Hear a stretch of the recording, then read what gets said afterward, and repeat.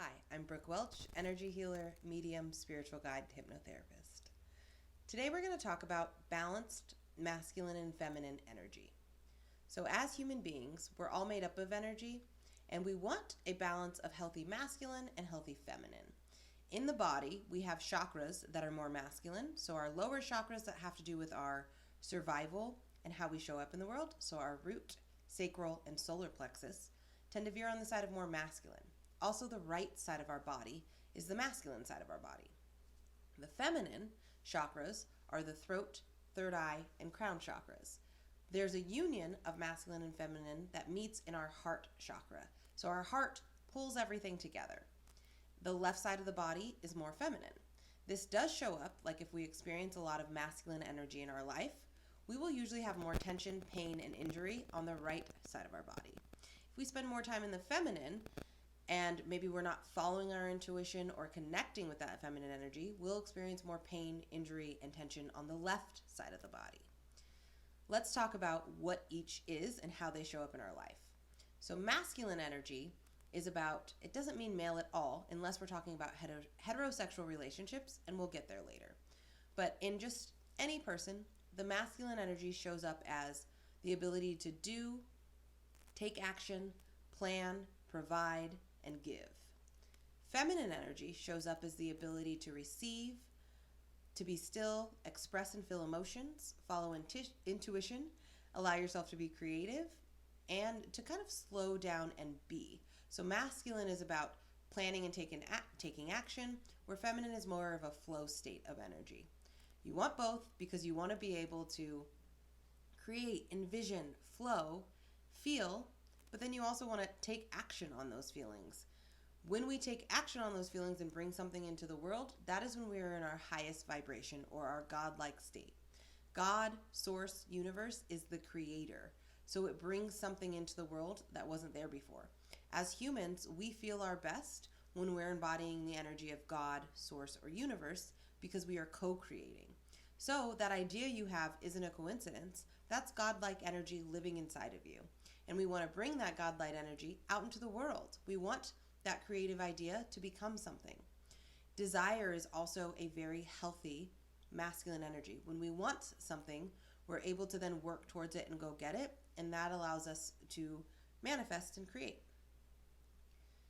However, if you do spend too much time in either masculine energy or feminine energy, those imbalance do create toxic traits. So you can be in your toxic masculine and you can be in your toxic feminine.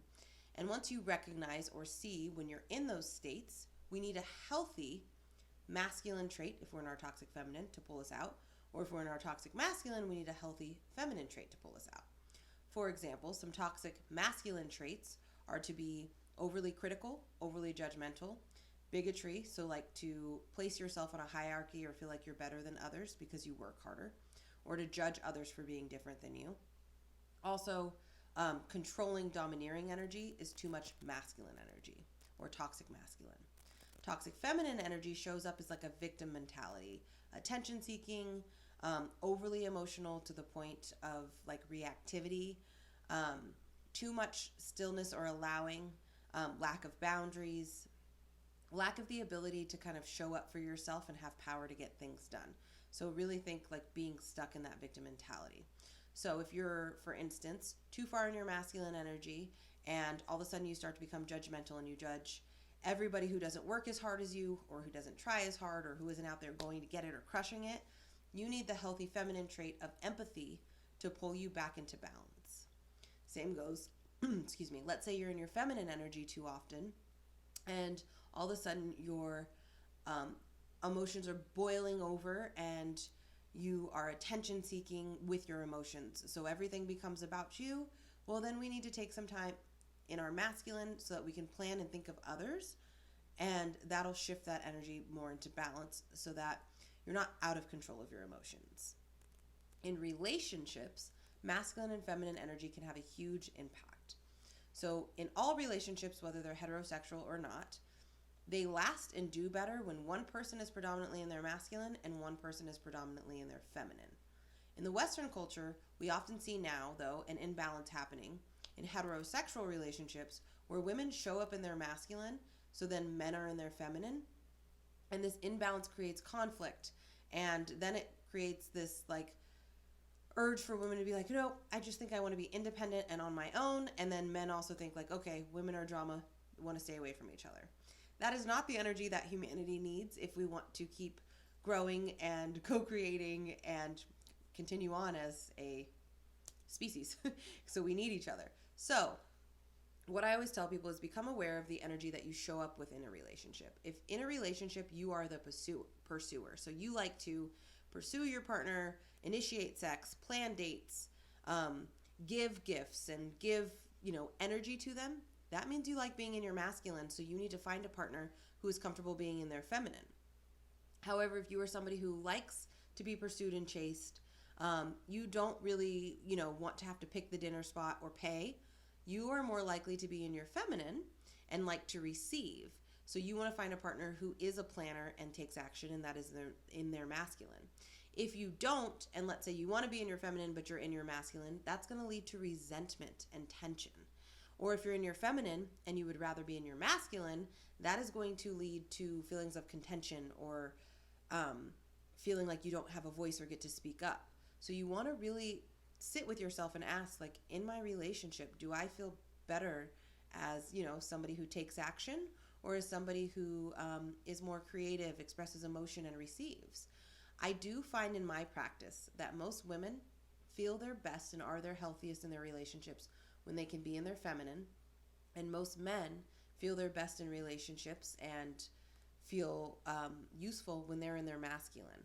So have a serious conversation with yourself. You might be in your masculine but really want to feel safe in your feminine, or you might be in your feminine but really want to feel safe in the masculine, so it's time to take action to be there.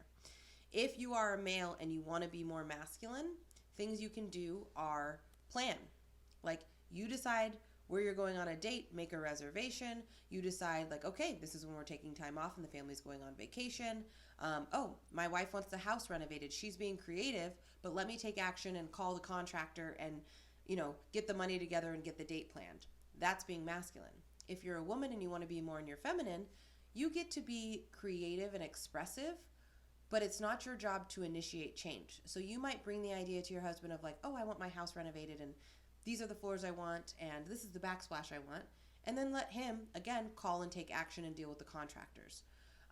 What you're going to find is like you're not overworked and tired, so you can receive more in the relationship and open up sexually in the way that you would want to. And your husband can be there to like take action for you.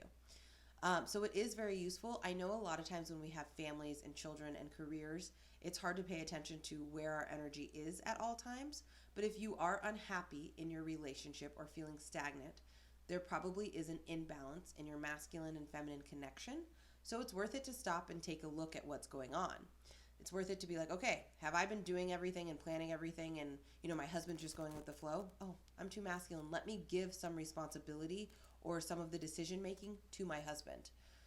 If you're a male, you might be like, oh no, I realize my wife, I'm sexually charged and my wife is not willing to have that playfulness or that joy and receive. She feels too busy. Well, she's in her masculine. Let me take some stuff off of her plate. Let me plan, take action, and do so that she can soften and feel worthy of pleasure. Because oftentimes when women are shut down sexually, it's because we've been in our masculine too long, and so we don't have the ability to soften and be playful and have fun and be in that feminine energy. Men can handle being in their masculine longer than women's bodies can. Our hormones and the way that our bodies work aren't meant to operate in the masculine long term. We can do it some of the time. So you can do it when you're out of the house, when you're not with your husband, but we're not meant to do it long term just because of evolution, how our bodies are made. We have hormones, we have periods, we create life and babies, and that is creation. That is a very feminine energy. But when we're, like, for instance, creating a baby or pregnant, we need a lot of time to rest. We are emotional and we need time to cry or be reactive, and that is that embodiment of that feminine energy, where men are able to kind of stifle their emotions more to be able to hunt and provide and get the job done. So again, you can be a female with masculine energy. That is okay. You're just going to be healthier and avoid different diseases and ailments like PCOS, endometriosis. A lot of these, period problems come from being in our masculine too long, and that is the message from our body and our sacral chakra. Like, hey, we need more joy, we need more playfulness, we need more rest. And so embody that feminine energy. Some signs that you've been in your feminine too long, or ailments that come from that, would be things like bipolar disorder. They're more connected to the mind. So borderline personality disorder, this like overreactivity victim state, that comes from being in the feminine too long. So there's less physical stuff with the feminine energy and more like physical stuff with being in the masculine too long. But your body will speak to you. Your body is a brilliant communicator, and it'll tell you like, hey, I've been in this one or this one too long. So what I want you guys to do is pay attention to your injuries. If you've ever broken a bone or, torn a ligament or any injury, was it on the right or left side of your body? Whenever you have a pain, is it on the right or left side? If your pain and injuries are predominantly on the right side, you probably operate too much in the masculine, and the message from your body is to enhance your feminine energy. If you have more pain or ailments on the left side, then you're operating too much in the feminine and you need to enhance your masculine energy. If your injuries are kind of all over, that's like an imbalance of both. So still, you need to figure out, how can I balance my masculine and feminine energy? Masculine and feminine energy also shows up in your workplace and in your business. So there are businesses and people that operate too far in their masculine, and so in a work setting, that's going to lead to burnout, resentment, honestly, like getting sick a lot and tired because you're ignoring your body's cues to get work done. It's too hyper masculine. If a business is too far in their feminine, they might be a business that wastes a lot of time on meetings and creativity, but they're not actually producing anything that's creating profit. So you can see why you really want a culmination of both. You want to be able to be creative and intuitive and anticipate your clients' needs, while also being able to plan, take action, have boundaries, and collect payment so that the business can run. So try to look at your work life too and see, do I show up to work as just somebody who is like a generator and does a lot and gets things done, and I, judge anybody else if they're not working as hard as me, but I often don't feel like I'm having a lot of fun or creative? Well, you're too far in your masculine. Or you might show up as like the personality hire and you're really creative and funny, but maybe you're not closing sales, or, maybe you're falling behind in your work and it takes you a week to do what other people are doing in a few days. Well, you might need to enhance your masculine energy so there's more balance and so that you can actually be effective in your work. So as you can see, in our relationships, in our home life, our family life, and in our physical health, and then in our work life, we want a healthy balance of masculine and feminine energy to avoid getting into those toxic masculine or toxic feminine states. I even like to use the example, there are certain countries that I feel like you can see oh, that's where too much masculine or toxic masculine energy shows up, and oh, that's where too much feminine or toxic feminine energy shows up. I like to say okay, the United States might and this is not political, okay? So if you have a political issue here, great, good for you, but that's not where I'm going. But United States, Canada, we do actually have a better balance of masculine and feminine energy than other countries. We're able to show up, have our laws, get things done, work together. A country like Russia or North Korea, that's where it's too masculine, toxic masculine.